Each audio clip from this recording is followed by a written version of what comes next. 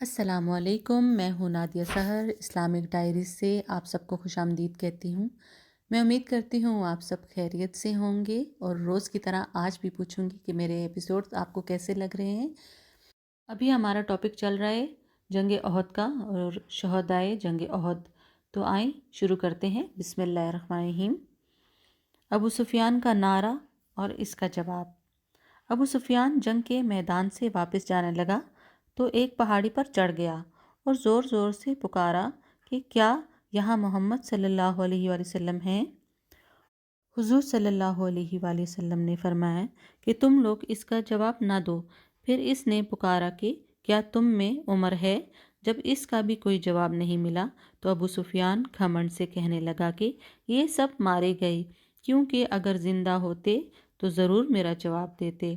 یہ سن کر حضرت عمر رضی اللہ تعالیٰ عنہ سے ضبط نہ ہو سکا اور آپ نے چلا کر کہا کہ اے دشمن خدا، تو جھوٹا ہے، ہم سب زندہ ہیں۔ ابو سفیان نے اپنی فتح کی گھمنڈ میں یہ نعرہ مارا کہ اے حبل تو سر بلند ہو جا، اے حبل تو سر بلند ہو جا۔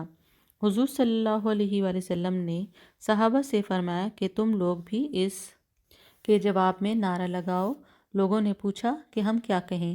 ارشاد فرمایا کہ تم لوگ یہ نعرہ مارو کہ اللہ سب سے بڑھ کر بلند مرتبہ اور بڑا ہے۔ ابو سفیان نے کہا کہ ہمارے لیے عزا بت ہے اور تمہارے لیے کوئی عزا نہیں ہے۔ حضور صلی اللہ علیہ وآلہ وسلم نے فرمایا کہ تم لوگ اس کے جواب میں یہ کہو اللہ ہمارا مددگار ہے اور تمہارا کوئی مددگار نہیں۔ ابو سفیان نے بآواز بلند بڑے فخر کے ساتھ یہ اعلان کیا کہ آج کا دن بدر کے دن کا بدلہ اور جواب ہے۔ لڑائی میں کبھی فتح کبھی شکست ہوتی ہے۔ اے مسلمانوں، ہماری فوج نے تمہارے مقتولوں کے کان ناک کاٹ کر ان کی صورتیں بگاڑ دی ہیں، مگر میں نے نہ تو اس کا حکم دیا تھا نہ مجھے اس پر کوئی رنج و افسوس ہوا ہے۔ یہ کہہ کر ابو سفیان میدان سے ہٹ گیا اور چل دیا۔ کفار قریش کی عورتوں نے جنگ بدر کا بدلہ لینے کے لیے جوش میں شہدائے کرام کی لاشوں پر جا کر ان کے کان ناک وغیرہ کاٹ کر صورتیں بگاڑ دیں، اور ابو سفیان کی بیوی ہند نے تو اس بے دردی کا مظاہرہ کیا کہ ان کے اعضاء کا ہار بنا کر اپنے گلے میں ڈالا۔ ہند حضرت حمزہ رضی اللہ تعالیٰ عنہ کی مقدس لاش کو تلاش کرتی پھر رہی تھی، کیونکہ حضرت حمزہ ہی نے جنگ بدر کے دن ہند کے باپ عتبہ کو قتل کیا تھا۔ جب اس بے درد نے حضرت حمزہ رضی اللہ تعالیٰ عنہ کی لاش کو پا لیا تو خنجر سے ان کا پیٹ پھاڑ کر کلیجہ نکالا اور اس کو چبا گئی، لیکن حلق سے نہ اتر سکا، اس لیے اگل دیا۔ تاریخوں میں ہند کا لقب جو جگر خوار ہے وہ اسی واقعے کی بنا پر ہے۔ ہند اور اس کے شوہر ابو سفیان نے رمضان 8 ہجری میں فتح مکہ کے دن اسلام قبول کیا۔ سعد بن ربی کی وصیت۔ حضرت زید بن ثابت رضی اللہ تعالیٰ عنہ کا بیان ہے کہ حضور صلی اللہ علیہ وآلہ وسلم کے حکم سے حضرت سعد بن ربی رضی اللہ تعالیٰ عنہ کی لاش کی تلاش میں نکلا تو میں نے ان کو سکرات کے عالم میں پایا۔ انہوں نے مجھ سے کہا کہ تم رسول اللہ صلی اللہ علیہ وآلہ وسلم سے میرا سلام عرض کر دینا اور اپنی قوم سے بعد سلام میرا یہ پیغام سنا دینا کہ جب تک تم میں سے ایک آدمی بھی زندہ ہے، اگر رسول اللہ صلی اللہ علیہ وآلہ وسلم تک کفار پہنچ گئے تو خدا کے دربار میں تمہارا کوئی عذر بھی قبول نہیں ہوگا۔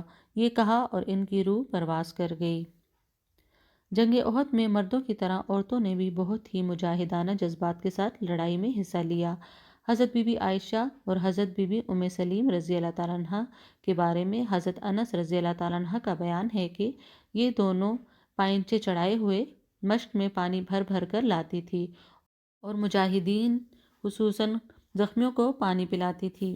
اسی طرح حضرت ابو سعد حضری رضی اللہ تعالیٰ عنہ کی والدہ حضرت بی بی ام سلیت بھی برابر پانی کی مشک بھر کر لاتی تھی اور مجاہدین کو پانی پلاتی تھی۔ حضرت بی بی ام عمارہ جن کا نام نصیبہ ہے، جنگ احد میں اپنے شوہر حضرت زید بن عاصم اور 2 فرزند حضرت عمارہ اور حضرت عبداللہ رضی اللہ تعالیٰ عنہم کو ساتھ لے کر آئی تھی۔ پہلے تو یہ مجاہدین کو پانی پلاتی رہیں، لیکن جب حضور صلی اللہ علیہ وآلہ وسلم پر کفار کی الغار کا ہوش ربا منظر دیکھا تو مشق کو پھینک دیا اور ایک خنجر لے کر کفار کے مقابلے میں سینہ سپر ہو کر کھڑی ہو گئی اور کفار کے تیر و تلوار کے ہر ایک وار کو روکتی رہی، چنانچہ ان کے سر اور گردن پر زخم لگے۔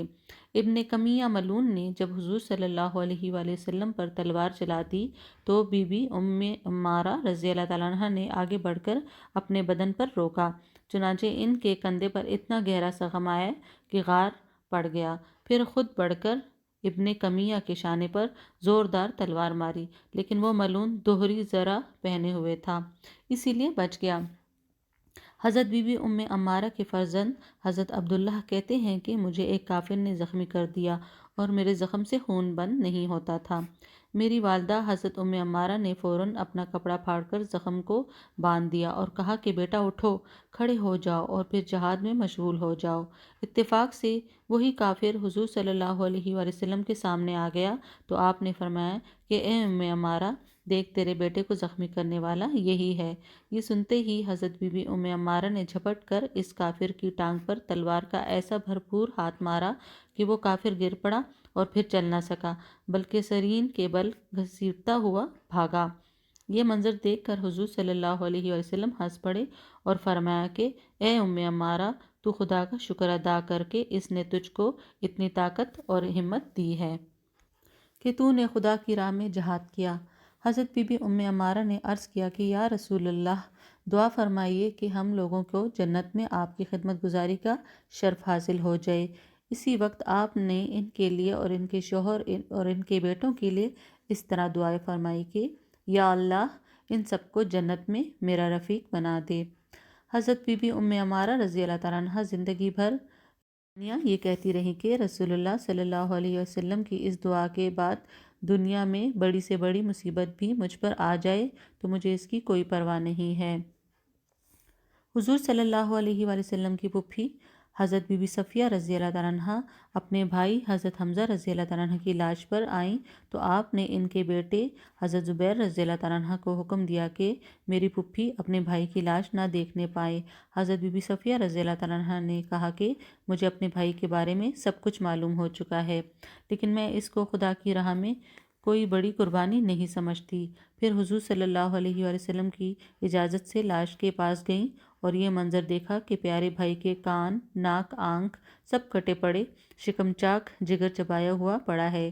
یہ دیکھ کر اس شیر دل خاتون نے اِنَّ لِلَّهِ وَإِنَّ إِلَيْهِ رَاجِعُونَ کے سوا کچھ بھی نہ کہا، پھر ان کی مغفرت کی دعا مانگتی ہوئی چلی آئیں۔ ایک انصاری عورت جس کا شوہر، باپ، بھائی سبھی اس جنگ میں شہید ہو چکے تھے، تینوں کی شہادت کی خبر باری باری سے لوگوں نے اسے دی، مگر وہ ہر بار یہی پوچھتی رہی کہ بتاؤ کہ رسول اللہ صلی اللہ علیہ وآلہ وسلم کیسے ہیں۔ جب لوگوں نے اس کو بتایا کہ الحمدللہ وہ زندہ اور سلامت ہیں تو بے اختیار اس کی زبان سے اس شعر کا مضمون نکل پڑا: تسلی ہے پناہ بے کساں، زندہ سلامت ہیں، کوئی پرواہ نہیں سارا جہاں زندہ سلامت ہے۔ اللہ اکبر۔ اس شیر دل عورت کے صبر و ایثار کا کیا کہنا۔ شوہر، باپ، بھائی تینوں کے قتل سے دل پر صدمات کے تین تین پہاڑ گر پڑے ہیں، مگر پھر بھی زبان حال سے اس کا یہی نعرہ ہے کہ میں بھی اور باپ بھی، شوہر بھی، برادر بھی فدا، اے شہیدیں تیرے ہوتے ہوئے کیا چیز ہیں ہم۔ اس جنگ میں 70 صحابہ کرام نے جام شہادت نوش فرمایا، جن میں 4 مہاجر اور 66 انصار تھے۔ 30 کی تعداد میں کفار بھی نہایت ذلت کے ساتھ قتل ہوئے، مگر مسلمانوں کی مفلسی کا یہ عالم تھا کہ ان شہدائے کرام کے کفن کے لیے بھی کپڑا نہیں تھا۔